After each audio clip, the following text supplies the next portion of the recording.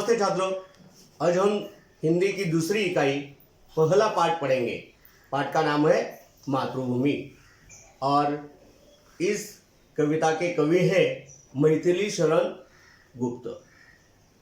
छात्रों, भारत माता अपनी मातृभूमि है और इस मातृभूमि कविता में कवि ने मातृभूमि का, भारत माता का वर्णन किया है कि हमारी भारत माता नदियों के कारण किस प्रकार सुजलाम सुफलाम है।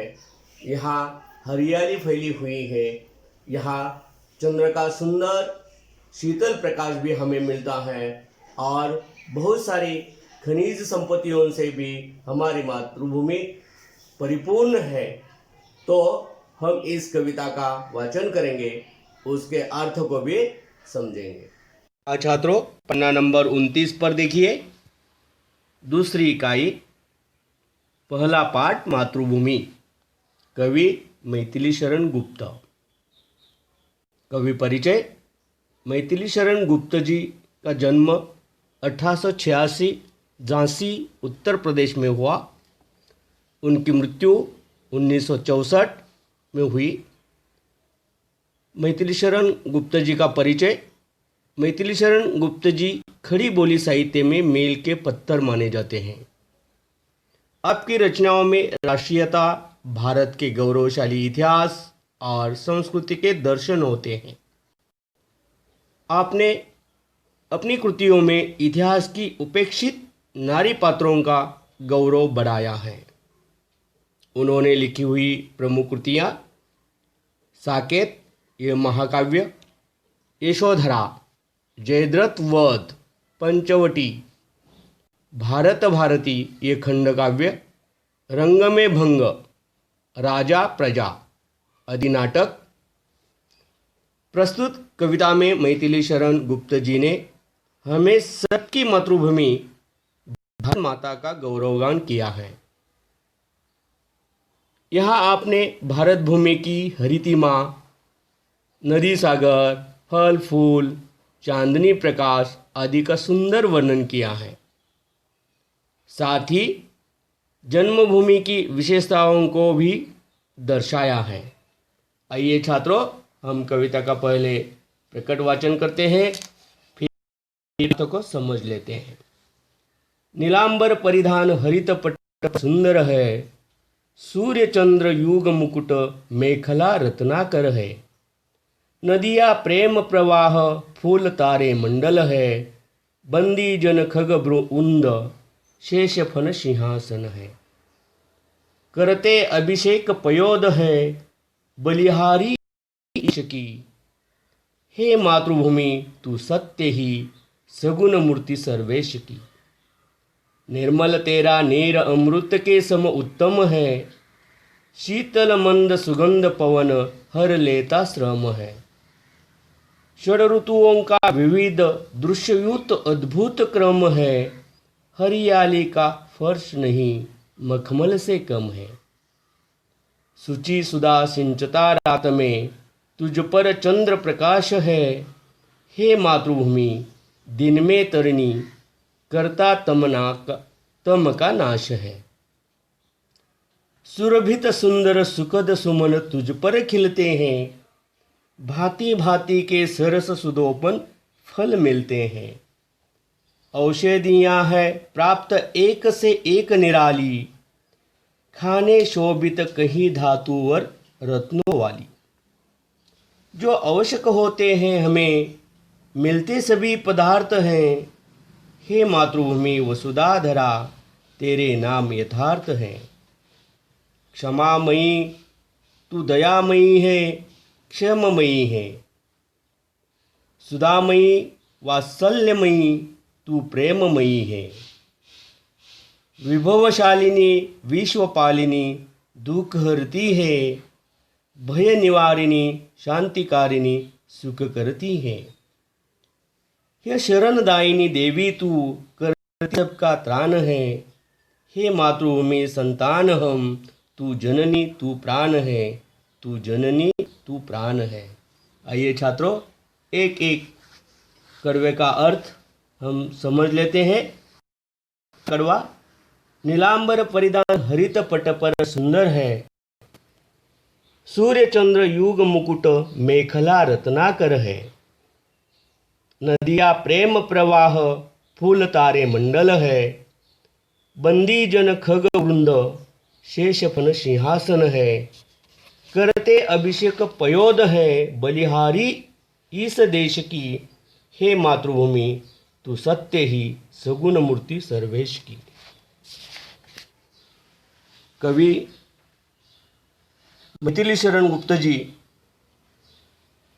कहते हैं कि भारत माता के हरियाली से पूर्ण शरीर पर नीला अंबर उसके सुंदर वस्त्रों के समान है।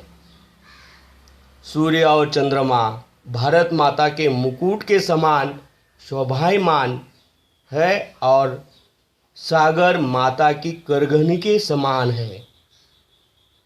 यहाँ की सदा नीर नदियों में जल के रूप में सदा प्रेम प्रवाहित होता रहता है। भांति भांति के सुंदर पुष्प फूल माँ का सौंदर्य बढ़ाते हैं। जिस प्रकार राजाओं के दरबार में उनका यशगान करने के लिए बंदीजन हुआ करते थे, उसी प्रकार विभिन्न प्रकार के पक्षी अपने कलरव से भारत माता का यशोगान करते रहते हैं। यानी यहाँ पशु और पक्षी बहुत सारे हैं। हमारी मातृभूमि शेषनाग के फन रूपी सिंहासन पर विराजमान है। बादल जल बरसाकर माता का अभिषेक करते हैं। कभी इस देश पर बलिहरी जाते हैं। हे मेरी मातृभूमि,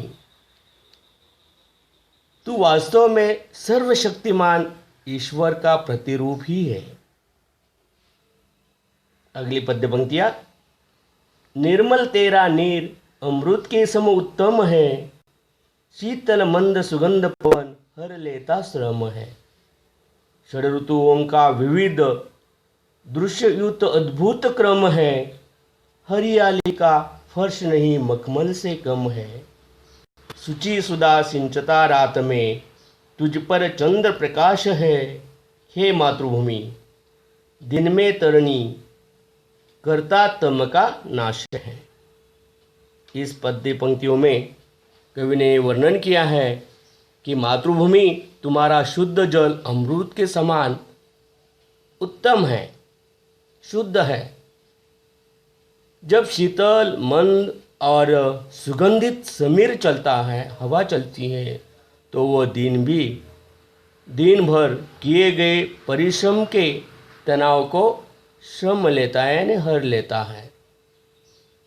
हमारे देश में 6 ऋतुएं क्रम से आती हैं और प्रकृति के विभिन्न दृश्य प्रस्तुत करती हैं। गर्मी का ताप, उसके बाद वर्षा की फुहारें, शरद की स्वच्छता, हेमंत, फिर शिशिर की सर्दी और उसके बाद आता है ऋतुराज बसंत।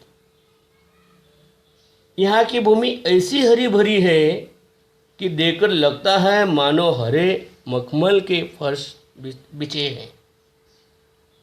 रात्रि के समय चंद्रमा भारत भूमि को अपनी अमृत जैसी शीतल और पवित्र चांदनी से सींचता है।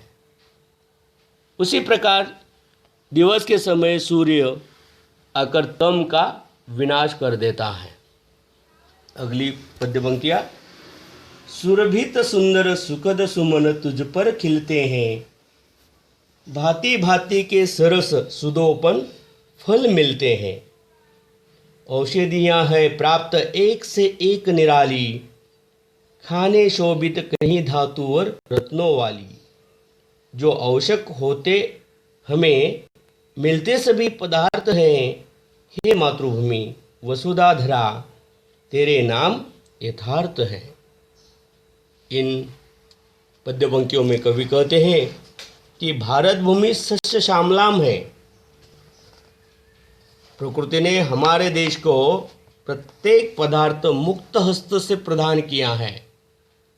यहाँ भांति भांति के सुंदर सुगंधित रंग बिरंगे पुष्प खिलते हैं। अलग अलग ऋतुओं में भिन्न भिन्न रसपूर्ण अमृत जैसे फल भी यहाँ उत्पन्न होते हैं। भारत में अनेक प्रकार की वन औषधियाँ भी पाई जाती हैं। दूसरी ओर भारत भूमि में श्रेष्ठ रत्नों की अनगिनत खाने हैं, यानी खनिज संपत्ति से भरा हुआ भारत है।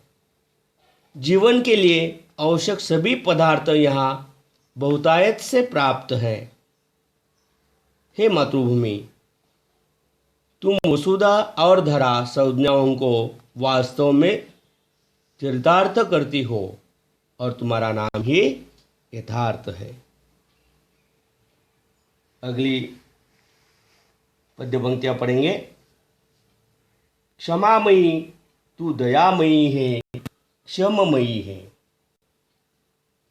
सुधामयी वात्सल्यमयी तू प्रेममयी है।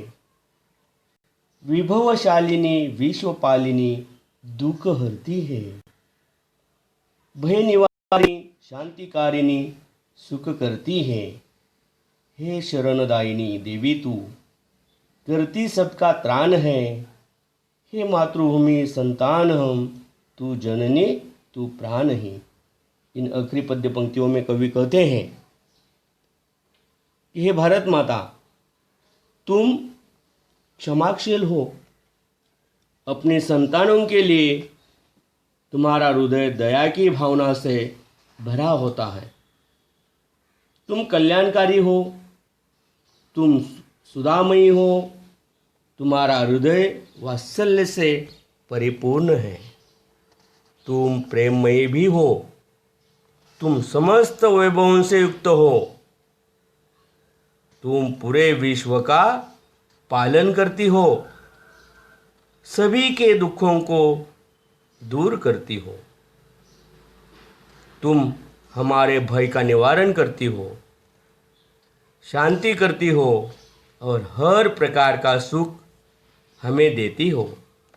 हे भारत माता, तुम अपनी गोद में हम सबको शरण देती हो, हमारे सभी कष्टों को दूर करती हो। हम तुम्हारी प्रिय संतान हैं, तुम ही हमारी जननी हो और तुम ही हमारे प्राण हो। हाँ छात्रों, इस पद्य में प्रयुक्त कुछ नए शब्द तथा उनका अर्थ और स्वाध्याय हम करेंगे। देखिए, नीलांबर, नीलांबर यानी नीला आकाश, नीलांबर यानी नीला आकाश। मेखला, मेखला यानी करधनी या कमर पट्टी उसको कहते हैं, कमर पर पहनने का गहना यानी मेखला। पयोदो, पयोदो यानी बादल, मेघ जो जिसमें पानी होता है, पयोदो यानी बादल में। सर्वेश, सर्वेश यानी ईश्वर, परमेश्वर, परमेश्वर को, ईश्वर को सर्वेश कहा जाता है। नीर, नीर यानी पानी, जल, नीर यानी पानी जल। सुधा, सुधा यानी अमृत, सुधा यानी अमृत। तरणी, तरणी ये सूर्य का नाम है, सूर्य, तरणी यानी सूर्य। क्षममयी, क्षममयी यानी कल्याणकारी, क्षममयी यानी कल्याणकारी। विभवशालिनी, विभवशालिनी यानी वैभवशाली, विभवशालिनी यानी वैभवशाली। अब स्वाध्याय है, ये एक आकृति दी है, यहाँ लिखा है संजाल पूर्ण कीजिए। ये जो आकृति है, इस प्रकार की आकृति अपनी कॉपी में बनाइए और मातृभूमि इनसे सुशोभित है। अपनी भारत भूमि, मातृभूमि किन किन घटकों से, बातों से सुशोभित है, ये 4 घटक यहाँ पर लिखना है। 2 अंकों के लिए इस प्रकार का प्रश्न पत्र में पूछा जाता है। पद्यांश में प्रयुक्त तत्सम शब्द लिखिए। तत्सम शब्द है जो मूल के संस्कृत के हैं और हिंदी में प्रयुक्त हुए हैं। जैसे कि माता, वानर, काक, निर्मल, ऐसे शब्द है कि जो मूल के संस्कृत के हैं और वे हिंदी में भी प्रयुक्त हुए हैं। अब यह एक छोटा सा निबंध है। जननी तथा जन्मभूमि स्वर्ग से भी प्यारी, जननी तथा जन्मभूमि स्वर्ग से भी प्यारी, इस विषय पर अपने विचार लिखिए। कमेंट बॉक्स में लिखने के लिए एक प्रश्न है, भारत भूमि की आजादी के लिए शहीद हुए वीरों के नाम लिखिए।